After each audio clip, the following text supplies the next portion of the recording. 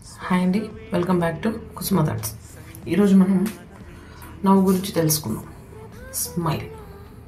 కొంతమంది మొహంలో స్మైల్ ఎంత అందంగా ఉంటుందో కదా. నాకు చాలా ఇష్టం అండి నవ్వే వాళ్ళని చూస్తే. అలాగే ఈరోజు నవ్వుకున్న అర్థాలని, పరమార్థాలను తెలుసుకుందాం. నవ్వు కొన్ని రోగాల్ని దూరం చేస్తుందని అందరికీ తెలుసు. అదే నవ్వు కొంపలు కూడా ముంచుతుందండో. మరి అది కూడా తెలుసుకుందామా? అదేంటంటే, కొంతమంది చీటికి మాటికి నవ్వుతూ ఉంటారు. అంటే మాటకు ముందు నవ్వుతుంటారు, మాటకు తర్వాత నవ్వుతూ ఉంటారు. సో అలా నవ్వే వాళ్ళని చూస్తే కొంతమంది ఇష్టపడరు. కానీ నిజంగా చెప్తున్నానండి, అలా నవ్వే వాళ్ళ మనసు చాలా లోతుగా గాయపడి ఉంటుంది.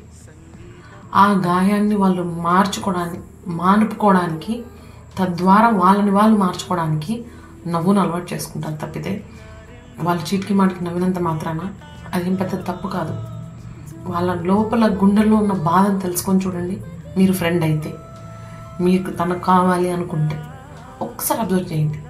అబ్జర్వ్ చేసి లేదా తెలుసుకోండి తన ప్రీవియస్లో ఏం జరిగింది. నేను చెప్పేది అబద్ధమైతే అప్పుడు నేను కమెంట్స్లో మీరు అడగచ్చు. అది మెయిన్ రీజన్ ఉంటుంది చీటికి మాటికి నవ్వే వాళ్ళ దగ్గర. అలాగే కాకుండా కొంతమంది చాలా గట్టిగా నవ్వుతారు.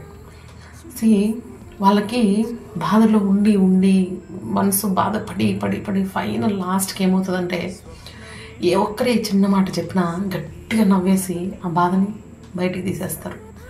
వాళ్ళకి అది తప్పితే పాపం ఇంకొకటి తెలియదు.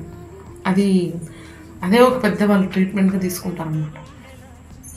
అదే మనిషి ఎవ్వరూ లేనప్పుడు ఒంటరిగా తన పనిగా తను చేసుకొని పోతున్నప్పుడు ఎంత మౌనంగా ఉంటారు తెలుసా. అవన్నీ లోపలికి దాచుకొని ఎంతో బాధపడుతూ ఉంటారు వాళ్ళు. అలాంటి వాళ్ళకి ఎవరైనా ఎదురొచ్చి ఒక చిన్న మాట కానీ, ఒక చిన్న ఇది కానీ చెప్పారంటే వాళ్ళు గట్టిగా నవ్వేస్తారు. అంటే లోపల వాళ్ళ గుండె చాలా బరువు ఎక్కువ ఉంటుందండి. అది నవ్వుకున్న మెయిన్ రీజన్. కొంతమంది డాక్టర్స్ చెప్తారు, నవ్వితే కొన్ని రోగాలు కంట్రోల్ అవుతాయండి. బీపీ కంట్రోల్ అవుతుంది, అన్ని కంట్రోల్లోకి వస్తాయి. రోజుకు ఒక గంట సేపైనా, రోజులో అప్పుడప్పుడు అంతా కలిసి 1 hour అయినా నవ్వి మీ హెల్త్ని బాగా చూసుకోండి, బాగా ఉంచుకోండి అని డాక్టర్లు కూడా చెప్తూనే ఉంటారు. అవునా?